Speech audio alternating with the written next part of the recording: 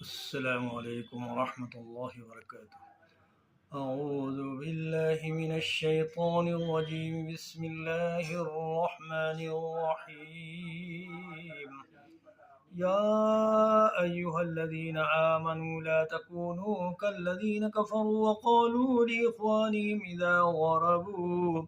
إذا ضربوا في الأرض أو كانوا غزا لو كانوا عندنا ما ماتوا وما قتلوا ليجعل الله ذلك حسرة في قلوبهم، والله يحيي ويميت والله بما تعملون بصير.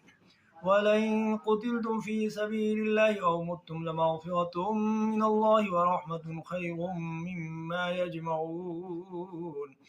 ولئن متم أو قتلتم لإلى الله تحشرون. فبما رحمة من الله لنت لهم ولو كنت فظا غليظ القلب لانفضوا من حولك فاعف عنهم واستغفر لهم وشاورهم في الأمر، فإذا عزمت فتوكل على الله إن الله يحب المتوكلين.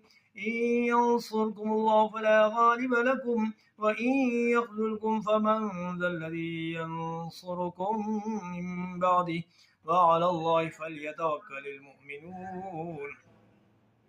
وما كان لنبي أن يغل ومن يغل يأت بما غل يوم القيامة ثم توفى كل نفس ما كسبت وهم لا يظلمون.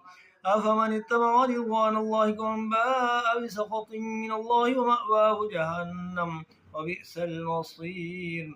هم درجات عند الله والله بصير بما يعملون.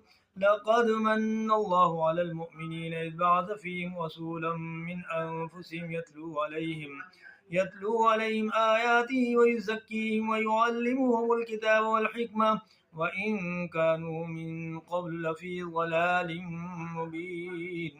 أولما أصابتكم مصيبة قد أصبتم مثليها قلتم أنى هذا قل هو من عند أنفسكم إن الله على كل شيء قدير.